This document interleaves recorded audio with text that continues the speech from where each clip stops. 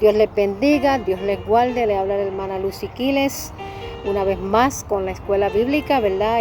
Vamos a estar estudiando el estudio bíblico número 20 en este día, bajo el tema Dios es un juez justo.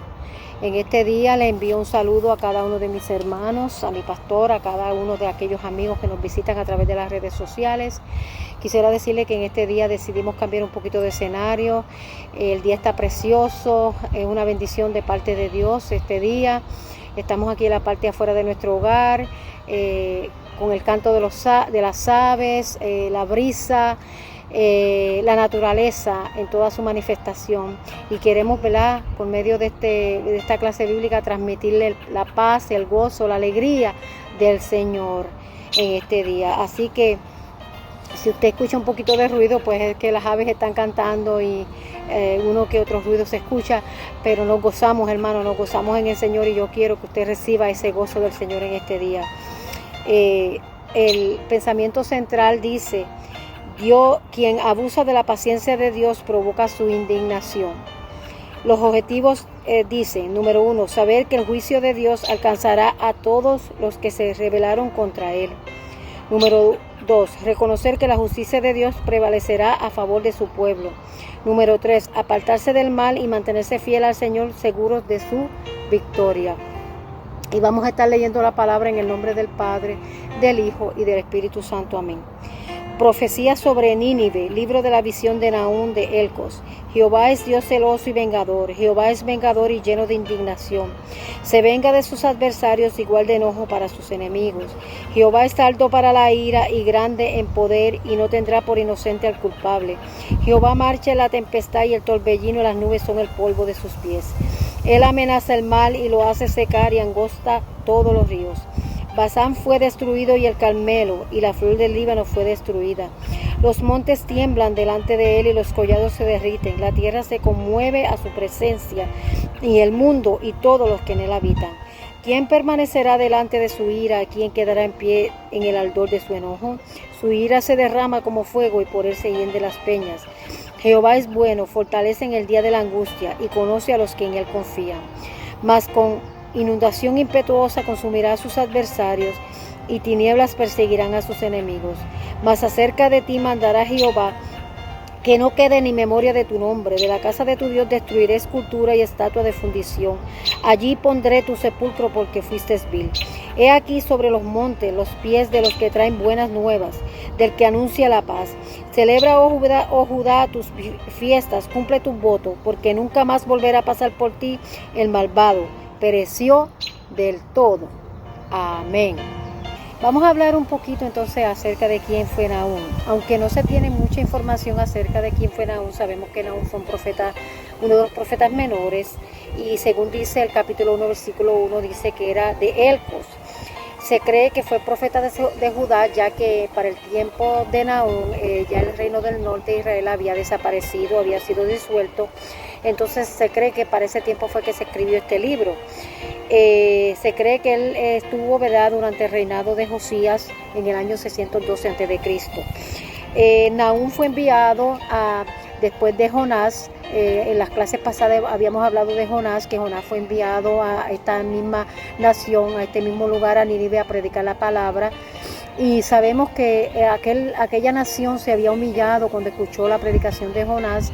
Se pusieron en ayuno, en silicio, y estuvieron humillados delante de la presencia del Señor, y Dios se arrepintió de aquel mal que iba a traer sobre ellos.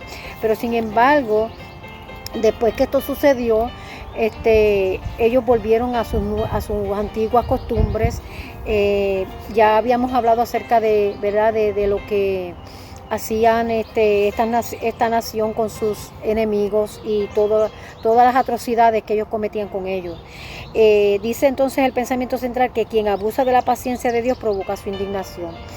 Ellos abusaron de la paciencia de Dios, porque Dios le dio una oportunidad a ellos. Sin embargo, después que ellos se volvieron atrás, volvieron entonces a comenzar a hacer lo mismo que anteriormente hacían. Y Dios, ¿verdad?, le da una advertencia por medio de Nahum de lo que ha de suceder en esta nación con el tiempo. Vamos a estar leyendo, ¿verdad?, lo que dice la introducción, dice: aproximadamente 150 años antes de Nahum, Jonás profetizó a la ciudad de Nínive, logrando su conversión. Lamentablemente, como suele suceder, no hubo continuidad a su trabajo, y con el tiempo Nínive volvió a sus antiguos vicios, idolatrías y sangrientas violencias. El libro de Nahum pertenece al grupo de los libros conocidos como profetas contra las gentes. Profetiza la caída y destrucción de Nínive, la soberbia capital del poderoso imperio asirio. Asiria fue uno de los países más sanguinarios y arrogantes que la historia ha conocido. Alcanzó prominencias notables no solamente en el área militar, sino también en la escultura, arte, arquitectura y política. El proverbista dice en Proverbios 16:18: antes del quebrantamiento es la soberbia, y antes de la caída la altivez de espíritu. Los historiadores nos dicen que pocas naciones del mundo se han mantenido con potencias mundiales más de 200 años, a menos que honren a Dios con sus leyes y prácticas. En el año 612 a.C., Nínive cayó bajo el poder caldeo, y con el tiempo de su arrogante belleza no quedaron más que escombros. ¿Por qué, hermano? Porque aquella nación Nínive y Asiria, ellos fueron muy soberbios por su poderío militar, por su poderío político. Ellos eran soberbios, ellos hicieron lo que quisieron, ignorando lo que Dios ya le había hablado, ignorando lo que Dios le había dicho que le iba a acontecer si ellos no se volvían a Él. Vamos entonces a empezar con los versículos bíblicos. Dice, ¿verdad? El versículo 1 y 2 dice: profecía sobre Nínive, libro de la visión de Nahum de Elcos. Jehová es Dios celoso y vengador, Jehová es vengador y lleno de indignación, se venga de sus adversarios, igual de enojo para sus enemigos. Regularmente el hombre tiende a decir que Dios es un Dios de amor, que Dios no es capaz de matar, que Dios no es capaz de derramar juicio sobre el hombre. Y el hombre lamentablemente ha vivido equivocado por muchos años pensando que Dios es solamente un Dios de amor. Pero Dios le da oportunidad al hombre de que se arrepienta, Dios le llama al hombre a arrepentimiento. Pero cuando el hombre sigue, y ¿verdad? Como esta nación dice, ¿verdad? Que se volvió atrás, que siguió en sus malos caminos, entonces Dios decide que ya no le va a dar más una oportunidad más a esta nación, sino que la va a enviar a destruir. En estos versículos bíblicos, estamos viendo ciertos atributos divinos, ¿verdad? Dice que Dios es celoso, es lo primero. Dios es celoso. Dios es vengador. Dice que es lleno de indignación. Dice también que es tardo para la ira, grande en poder, es bueno, fortaleza en el día de la angustia. Todos esos son atributos que corresponden a la personificación de Dios.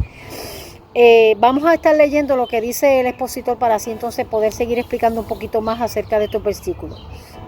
Dice: la profecía de Nahum empieza describiendo la inflexible justicia de Dios, ilustra su irresistible poder por medio del control que ejercen en el mundo material.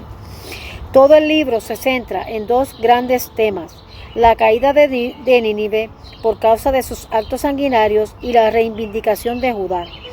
De esta manera, el atributo de la justicia de Dios se evidencia como un hecho irrefutable, porque traería juicio sobre una ciudad impenitente y salvación a un pueblo quebrantado. O sea, no solamente Dios iba a traer juicio a esta nación, Dios también iba a traer, ¿verdad?, a salvación a este pueblo de Judá que había sido quebrantado por esta nación de Asiria. Dice: Nahum, al igual que todos los profetas bíblicos, tienen una idea clara de quién es Dios, y por lo tanto hace referencia directa a varios de sus atributos. En Éxodo 20:5 dice: porque yo soy Jehová tu Dios, fuerte, celoso, que visito la maldad. Eso lo podemos encontrar en Éxodo 20. También en Deuteronomio 4:24 dice: porque Jehová tu Dios es fuego consumidor, Dios celoso, Dios celoso. Y en Josué 24:19, porque Él es Dios santo y Dios celoso. No sufrirá vuestras rebeliones y vuestros pecados. En otras palabras, la palabra nos confirma de que aparte de que Dios es un Dios de amor, Dios también es celoso, es vengador. Dios es fuego consumidor. Y cuando nosotros y cuando el mundo, cuando el hombre impío no cumple con la voluntad de Dios, cuando Dios le llama, cuando Dios trata con él y él no quiere volverse a Dios, Dios entonces va a enviar juicio sobre esta persona. Dice, el uso triple de Señor y el verbo vengar le da una fuerza enorme a la descripción del carácter de Dios. ¿De qué es celoso Dios? De su pueblo y de sus leyes. Dios es celoso de nosotros, su pueblo. Dios es celoso de que cumplamos sus leyes, sus mandamientos, sus preceptos. Por esa razón Dios se la dio a Moisés. Si no hubiesen sido necesarios esas leyes, esos mandatos, Dios no lo hubiese dado, pero era necesario que el hombre se rigiera por unas leyes, por unos preceptos, para poder agradar a Dios, para poder vivir en santidad de Dios. Dice, la ley de Dios dada por medio de Moisés es una expresión de su carácter perfecto. Representa el pacto concertado entre él y el pueblo de Israel. Cuando su pueblo viola este pacto, para el Señor es un acto de infidelidad. Cuando violamos el pacto que Dios hizo por medio de la ley, de su palabra, violamos, le demostramos a Dios ese grado de infidelidad de parte de nosotros. Por eso en el Antiguo Testamento se usa tanto la palabra fornicación para describir la infidelidad de Israel hacia el Señor.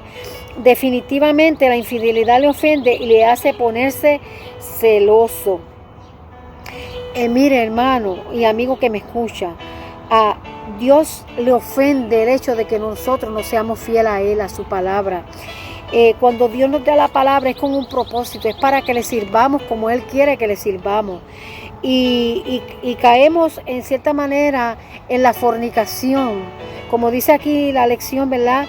Que se usa la palabra fornicación muchas veces en el Antiguo Testamento, porque Dios comparaba lo que hacía el pueblo de Israel con la fornicación, porque se iba detrás de otros dioses. Porque muchas veces cuando no cumplimos el pacto con Dios es porque andamos detrás de otras cosas que a Dios no le agrada, andamos detrás de las cosas que el mundo nos ofrece, andamos de aquello que al hombre nos ofrece. Y entonces caemos en esa fornicación porque dejamos a Dios de un lado y seguimos detrás de otras cosas que nos apartan y nos alejan de Dios. Dice, ahora, ¿en qué sentido Dios es vengador? Respuesta, cuando se quebranta su ley por haberse violado el pacto concertado y cuando defiende a su pueblo que es vejado o humillado. Por eso, hermano, no se puede jugar con la misericordia de Dios. Dios dice aquí, ¿verdad?, que cuando se quebranta su ley por haberse violado el pacto concertado. Cuando nosotros hacemos un pacto, ya yo había explicado anteriormente lo que es un pacto, que es un acuerdo entre dos o más personas. Y Dios hace un pacto, pero dentro de ese pacto hay leyes, hay cosas establecidas. Si usted hace un pacto con una persona en la calle o en el mundo, usted sabe que cada uno establece sus condiciones. Ok, yo voy a cumplir con esto, pero tú cumples con tu parte. Y así es Dios con el pueblo. Dios le dice al pueblo, ok, yo voy a cumplir con esto, pero tú tienes que cumplir con tu parte de este pacto. Si tú quieres que yo sea fiel a ti, tú tienes que cumplir con esta parte de ese pacto. Y yo me encargo de cumplir con la mía. Y entonces, eso es lo que tenemos que hacer, cumplir con el pacto que hicimos con Dios. Es seguir su palabra, cumplir con su ley, cumplir con sus mandamientos, cumplir con sus estatutos que Él nos ha mandado, vivir en santidad como Dios nos manda día a día, en nuestra manera de vivir, en nuestra manera de pensar, en nuestra manera de ser. Tenemos que obedecer a Dios en todas sus leyes. Vamos entonces a estar leyendo los versículos 3, 4 y 5 y dice: Jehová es tardo para la ira y grande en poder, y no tendrá por inocente al culpable. Jehová marcha en la tempestad y el torbellino, y las nubes son el polvo de sus pies. Él amenaza al mar y lo hace secar y angosta todos los ríos. Basán fue destruido y el Carmelo y la flor del Líbano fue destruida. Los montes tiemblan delante de él y los collados se derriten. La tierra se conmueve a su presencia y el mundo y todos los que en él habitan. Vamos entonces a estar, ¿verdad?, discutiendo estos versículos. Lo primero que dice el versículo 13 es que Jehová es tardo para la ira y grande en poder. Como le explicaba ahorita, Dios es misericordioso, Dios tiene misericordia del hombre. Dios no quiere la muerte del que muere, como hablábamos anteriormente en otras escuelas bíblicas. Pero tampoco, si una persona es culpable, la va a tener por inocente. Hay muchas personas que piensan que Dios no les va a condenar por cosas que ellos hacen, que para ellos no son cosas malas, que para ellos entienden que no, yo no mato, yo no robo, yo no hago estas cosas malas, pero ¿sabe? Como yo no hago nada de estas cosas malas, pues Dios no me va a condenar a mí por eso, ¿verdad? Pero la palabra es clara, la palabra dice que por cuanto todos pecaron, están destituidos de la gloria de Dios. Todos tenemos derecho a un arrepentimiento, todos tenemos el deber de arrepentirnos y recibir al Señor como nuestro Salvador. Dice aquí la lección: Dios es tardo para la ira, no porque sea débil de carácter, sino porque es grande en poder. Su paciencia no es una señal de debilidad, sino de fortaleza. Mire, hermano, para que nosotros seamos fuertes, tenemos que ser pacientes. Eso es uno de los atributos de Dios. Y también es uno del fruto del Espíritu, la paciencia. O sea, que a veces nosotros creemos que el tener paciencia es una señal de debilidad, pero pues no. Una señal de debilidad es una señal de poder, de fortaleza. Dice, quien es impulsivo e impaciente carece de fortaleza emocional. ¿Entendió bien eso? Y lo voy a repetir: quien es impulsivo e impaciente carece de fortaleza emocional. Cuando nosotros no tenemos paciencia, somos impacientes, nosotros somos inmaduros, hermano. No tenemos esa fortaleza emocional para controlar nuestras emociones. Dice, Salomón dijo: el que tarda en airarse es grande en entendimiento, mas el que es impaciente espíritu enaltece la necedad. Eso lo podemos encontrar en Proverbios 14 al 29. La enseñanza consistente de la Biblia es que la tardanza de Dios es airarse con el fin de que las gentes se conviertan y eviten así el castigo que les corresponde. El Señor no retarda su promesa, según algunos la tienen por tardanza, sino que es paciente para con nosotros, no queriendo que ninguno perezca, sino que todos procedan al arrepentimiento. Eso lo podemos encontrar en 2 de Pedro 3, 9, hermano, porque no es que Dios es débil, y muchos, ¿verdad?, lamentablemente ven a Dios como un ser débil porque no ejerce o no ejecuta su juicio, su ira sobre aquellos hijos de ira. Pero no, es que Dios le está dando una oportunidad. Es que Dios es amor, Dios es misericordioso. Dios no quiere que nadie se pierda, como dice aquí, ¿verdad?, 2 de Pedro 3:9, sino que todos procedan al arrepentimiento. Él lo que quiere es darle una oportunidad para que aquel que no se ha convertido a Él se convierta y se vuelva a Él. Dice, si Dios no fuera tardo para la ira, castigaría inmediatamente al que peca. Por eso escribió Jeremías, porque por la misericordia de Dios no hemos sido consumidos, porque nunca decayeron su misericordia, nuevas son cada mañana. Grande es su fidelidad. Pero la tardanza de Dios en airarse, que viene siendo su paciencia misericordiosa, no significa que no castiga el pecado. O sea, porque Dios se tarde no significa que Dios no va a castigar el pecado del hombre. Dios todavía, como yo le he dicho en muchas ocasiones, hay una puerta abierta. Dios tiene una puerta abierta todavía para el pecador. Pero como también le había comentado anteriormente, Jesús está ahora como la puerta, como el arca por el cual tenemos que entrar. Pero una vez esa puerta sea cerrada, una vez la iglesia sea arrebatada, ya Él no va a venir como nuestro abogado, ya no va a venir como esa arca, sino que va a venir como juez a derramar los juicios sobre esta tierra. Dice, la afirmación no tendrá por inocente al culpable debe ser vista con la misma gravedad que fue pronunciada por Nahum. Mientras no haya arrepentimiento, no se elimina la culpabilidad. O sea, de la única manera que nosotros podemos eliminar la culpabilidad es por medio del arrepentimiento, por medio de la humillación a Dios. Dice aquí que cuando el pecador se obstina en seguir sus malos caminos después de ser advertido por el Señor y él tiene muchas formas claras de advertir, entonces el siguiente paso es la reprensión. Dios sigue hablándole al hombre, Dios sigue hablándole y hablándole y hablándole, pero ya llega un momento en que Dios dice, no, hasta aquí ya yo llegué, ya esta es tu última oportunidad. Yo no sé, aquel que está ahí escuchando, ¿verdad? Si Dios te ha dado oportunidades de arrepentimiento, pero en este día Dios te dice, te estoy dando oportunidad para que te arrepientas, para que te vuelvas a mí. No tardes en venir, porque la hora del juicio está cerca y yo he de derramar el juicio sobre esta tierra. Y antes de que venga ese juicio, el Señor quiere que tú te salves.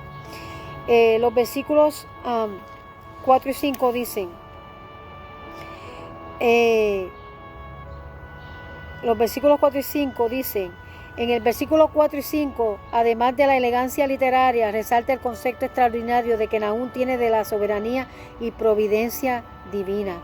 El profeta hebreo miraba en todos estos fenómenos una intervención soberana de Dios. En algunos casos eran vistos como intervenciones providenciales para defender y suplir las necesidades de su hijo. En otros, para reprender a la gente por causa de su desobediencia. Y en otros sencillamente para identificarse como el único soberano. El autor de la carta de Hebreos dice de Cristo que es quien sustenta todas las cosas con la palabra de su poder. Dios, hermano, es un Dios poderoso. Dios usa, como hablábamos la clase pasada, usa la naturaleza para demostrar su poder, su autoridad. Y Él tiene poder sobre toda la naturaleza. Aquí da una descripción en los versículos 4 y 5 acerca del poder que Él tiene sobre la naturaleza y de lo que sucede cuando Dios derrama su ira. Nadie se puede mantener en pie, ni la naturaleza ni el hombre se puede mantener en pie delante de la presencia del Señor cuando Él derrama su ira. Así que, hermanos y amigos que me escuchan, nosotros tenemos, ¿verdad?, que entender que Dios nos ama, pero también llegará un día en que Él nos va a pedir cuenta por nuestros hechos, ¿verdad? Por eso, de verdad, de que Dios nos está dando esa oportunidad de arrepentimiento de nuestros malos hechos y no nos arrepentimos. Así que yo le exhorto, ¿verdad?, en este día a que si usted no conocía al Señor y si usted sabe que Dios le ha llamado en varias ocasiones, este es el momento, este es el día de salvación, dice la palabra. No, Dios no retarda su promesa porque quiere, Dios la retarda su promesa porque Él quiere que todos procedan al arrepentimiento. Vamos a estar leyendo entonces los versículos 6, 7 y 8 y dice: ¿Quién permanecerá delante de su ira y quién quedará en pie en el árbol de su enojo? Su ira se derrama como fuego y por él se hienden las peñas. Jehová es bueno, fortalece en el día de la angustia y conoce a los que en él confían. Mas con inundación impetuosa consumirá a sus adversarios y tinieblas perseguirán a sus enemigos. Así que vamos, ¿verdad?, entonces a discutir estos versículos, ¿verdad?, del 6 al 8. Dice: ¿quién permanecerá delante de su ira? Como hablábamos ahorita, nadie, ningún ser humano, nadie va a poder permanecer delante de su ira. A veces yo pienso que el hombre subestima el poder de Dios, porque como hablábamos ahorita, Dios retarda su promesa, ¿verdad?, para dar oportunidad al hombre de que se arrepienta. Entonces el hombre subestima el poder de Dios y piensa que es que Dios es un Dios de amor y que Dios nunca va a derramar su ira, su enojo sobre ellos. Y se abusan de ese poder y de esa, ¿verdad?, de esa misericordia de Dios. Dice los versículos 6 al 8, dice que hablan de lo temible que es Dios ante sus enemigos. El versículo 7, de lo bueno que es para aquellos que confían en Él. Dios es bueno para los que confían en Él. Dios es bueno para los que confían en Él. Pero para el malo, para sus enemigos, es terrible, es temible, dice aquí. Nahum tiene en mente, por un lado, a Siria, la nación que no podrá permanecer de pie en el día de su ira, representada por su capital Nínive, y por otro a Israel, el pueblo que confía en Dios. La ira y el enojo de Dios no son arbitrarios ni caprichosos. Él no es ser temperamental. En otras palabras, Dios no va a actuar porque a Él le da el deseo de actuar, sino porque es que ya Él le dio una oportunidad a esta nación, a Nínive y a Siria le dio una oportunidad, y ellos no quisieron escuchar su voz. No es porque Él le dé un capricho de decir, oh, hoy voy a destruir a esta nación, mañana voy a destruir a aquella otra nación. No, Dios lo hace porque ya le ha dado oportunidad al hombre de arrepentimiento. A estas naciones Dios le ha dado oportunidad. Y dice, su ira y su enojo son una reacción a la maldad de la gente. O sea, la ira y el enojo de Dios es una reacción. Es como cuando al hombre se le hace algo malo, el hombre naturalmente reacciona de una manera con enojo, con ira. Así mismo es Dios.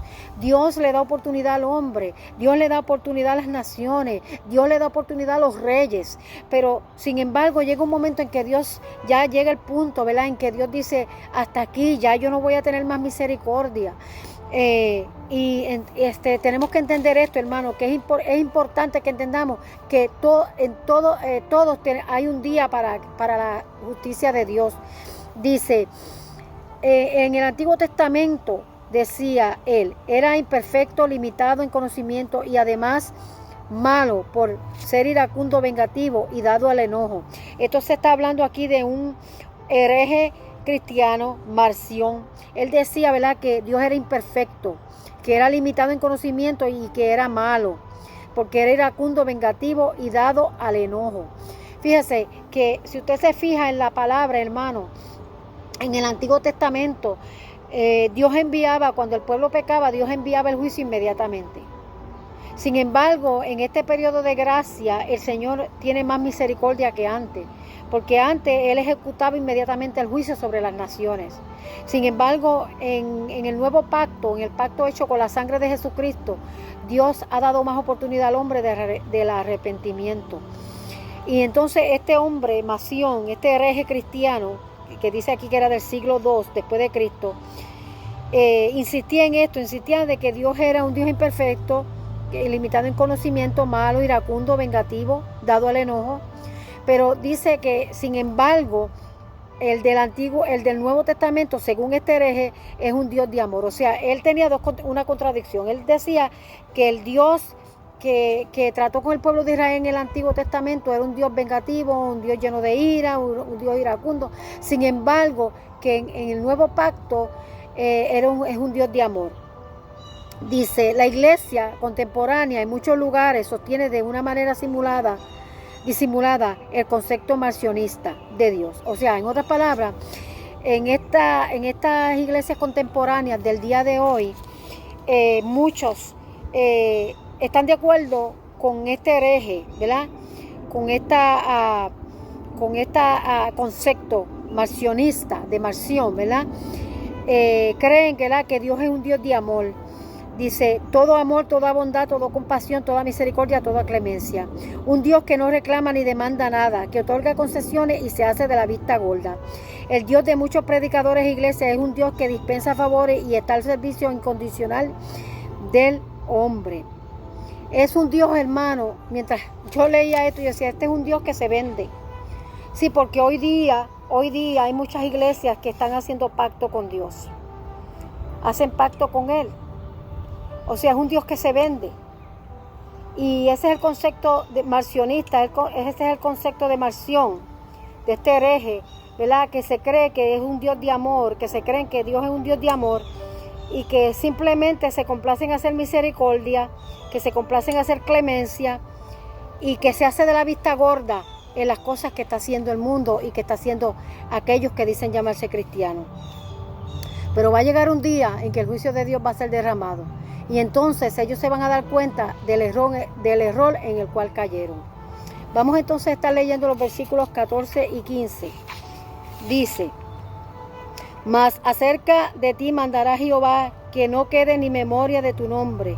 De la casa de tu Dios destruiré escultura y estatua de fundición. Allí pondré tu sepulcro porque fuiste vil. Dios le está diciendo a esta nación Nínive, va a llegar un día en que no va a quedar nada de ti. Dice, en el versículo 14 está dirigido a Nínive, que como ya se ha venido indicando, representaba a toda la nación de Asiria. En este versículo el Señor reitera lo que ha estado diciendo respecto a lo que le sobrevendría a la ciudad y a todo el país. Desde los reinados de Acaz y Ezequías, Judá había sufrido opresión de los asirios y el pago de pesados impuestos. Llegaba ahora el tiempo de la venganza de Dios sobre los opresores de su pueblo. 3 males estaban determinados para los asirios. No quedaría memoria de su nombre. O sea, cuando Dios destruye, Dios no destruye a medias. Dios destruye por completo. Dice, al poder asirio personificado aquí como un solo hombre, su grandeza, esplendor y potencia serían destruidos permanentemente. ¿Ok? Dice, su culto sería destruido. Las palabras escultura y estatua que se mencionan en nuestros versículos en el idioma hebreo son los mismos que se usan en Deuteronomio 27:15, escultura o imagen de fundición. Los asirios atribuían su poder político, militar y económico a los dioses que adoraban. Al destruir Dios sus poderes, era obvio que estaban destruyendo el cimiento sobre el cual estaban edificados sus dioses. De manera que la sentencia divina pendía infalible sobre la nación que confiaba en los dioses de su propia fabricación. O sea, en otras palabras, ellos no fundamentaban su confianza en el Dios de los cielos, en el Dios que los podía destruir, sino fundamentaban todo su poderío militar, económico, sobre estos dioses que ellos habían construido con sus propias manos. Ellos se postraban y adoraban a estos dioses. Seguimos leyendo y dice, Ezequiel, que vivió desde Nahum y de haberse cumplido su promesa contra Nínive, escribió, allí está Asiria, con toda su multitud en derredor, de él están sus sepulcros, todos ellos cayeron muertos a espada. Eso lo podemos ver en Ezequiel 32:22. De manera que para el tiempo en que Ezequiel profetizó, mientras vivía en Babilonia, Nínive había sido destruida tal y como lo había anticipado Nahum. ¿Cuál fue la causa de su desolación según el versículo 14? Porque habían sido encontradas carente de peso, porque fuiste vil. Se puede traducir porque fuiste encontrado liviana, sin peso. Esto es cuando fue puesta en la balanza de la justicia divina, no se encontró nada que le pudiera justificar. Eso le pasó, hermano, a Belsasar, el hijo de Salomón. Cuando aquella mano escribió en la pared y le dijo, ha sido pesado en balanza y ha sido hallado farto.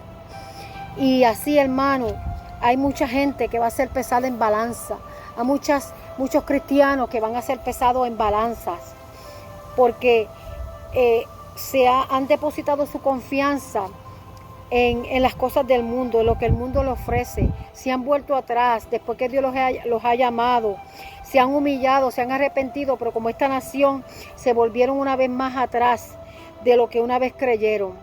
Y el versículo 15 dice el versículo 15, para concluir, dice, he aquí sobre los montes los pies del que trae buenas nuevas, del que anuncia la paz. Celebra, oh Judá, tu fiesta, cumple tus votos, porque nunca más volverá a pasar por ti el malvado. Pereció del todo.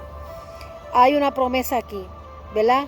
Dice aquí en la lección que en la Biblia hebrea el versículo 15 viene siendo el primer versículo del capítulo 2. En este capítulo se predice el envío que Dios hará de un poderoso ejército, contra Nínive para vengar las humillaciones que trajo sobre Judá y restaurar así su pasada gloria. Nínive, la ciudad altiva, será conquistada, sus habitantes huirán o serán llevados en cautiverio, sus tesoros serán saqueados, perecerán con toda su gloria, no dejando rastro alguno de haber sido lo que fue. Antes de predecirse estos sucesos, el profeta se dirige a Judá y le anticipa que se prepare para escuchar buenas nuevas. Del este vienen mensajeros con buenas noticias. Sus opresores han caído. No hay más razón para estar con miedo. Por fin la paz ha llegado. Eso es, ¿verdad?, lo que Dios le está diciendo a este pueblo. La paz ha llegado para ti, Judá. Dice, así como los que anunciaban la caída y la destrucción de la soberbia Nínive eran portadores de un mensaje de paz y salvación, así también los que anuncian el Evangelio proclaman la derrota de Satanás y afirman que en Cristo hay paz y salvación. La caída de Nínive, como la de Babilonia y Egipto, simbolizan la derrota definitiva del enemigo de Dios y sus fuerzas malignas. Así que, ¿verdad?, hay una palabra de esperanza para aquellos que esperan en el Señor. Dice aquí, ¿verdad?, como dice el versículo 15, he aquí sobre los montes los pies del que trae buenas nuevas, el que anuncia la paz. Va a haber paz para aquel que ama a Dios, va a haber paz para aquel que le sirve al Señor. Así que, hermanos, esperamos, ¿verdad?, que esta lección sea de bendición a cada uno de nosotros. Vamos entonces leyendo, ¿verdad?, el resumen general. Dice, para muchos, estudiar los profetas del Antiguo Testamento es anacrónico, como que no encajan en la mentalidad y teología contemporáneos. Todos ellos, sin excepción, fueron mensajeros de juicio. No es de sorprender que Juan el Bautista se les asemejara en lo severo de su mensaje y en lo franco de sus acusaciones. Nahum fue usado por Dios para anunciar el violento fin de una de las potencias mundiales más prominentes de la historia, Asiria. ¿Acaso Dios ha determinado que las naciones existan solamente por un determinado periodo de tiempo? No. La vida de los pueblos es en porción a su condición espiritual. Quienes honran a Dios subsisten, quienes lo deshonran caen. ¿Cómo era Nínive en tiempos de Nahum? Sanguinaria, llena de mentira y de rapiña, sin apartarse del pillaje. Eso lo vemos en Nahum 3:1. Ningún pueblo puede subsistir con estas características. Sembró muerte y eso cosechó. Asoló ciudades y fue asolada. Nínive cayó bajo Babilonia, y cuando ésta a su vez se ensoberbeció, cayó bajo los medos y persas. Estos bajo los griegos bajo los romanos, y los romanos bajo los vándalos. Nahum se caracterizó por la clara comprensión de los atributos divinos. Si hubiera ministrado en nuestros días, habría sido acusado de fanático y justiciero, pero lo único que hizo fue comunicar el mensaje que Dios le había asignado. Solamente quienes tienen una clara percepción de la santidad de Dios lo conocen realmente, porque la santidad de Dios es el polo opuesto de la injusticia y la violencia, de la opresión y del egoísmo. Nuestra lección nos ofreció otra enseñanza. Aquellos que son humildes y tienen un corazón quebrantado serán socorridos por Dios, ya que Jehová es bueno, fortalece en el día de la angustia y conoce a los que en Él confían. Nahum 1:7. El Dios que venga severamente la maldad es el que recompensa con creces la bondad. Ese es nuestro Dios, el que recompensa con bondad, pero es nuestra fidelidad a Él. Así que, hermanos, hemos concluido con la clase de hoy. Damos gracias al Señor por este privilegio. Y le quería pedir, ¿verdad?, si usted ve algunas abejas por ahí corriendo a mi alrededor, pues parece que me están robando cámara en este día. Quieren ser internacionales, pero no se preocupe, para eso estamos aquí, para compartir con ellas también. Así que yo espero que esta clase haya sido de bendición a su vida. Dios les bendiga, Dios les guarde, y hasta aquí esta escuela bíblica.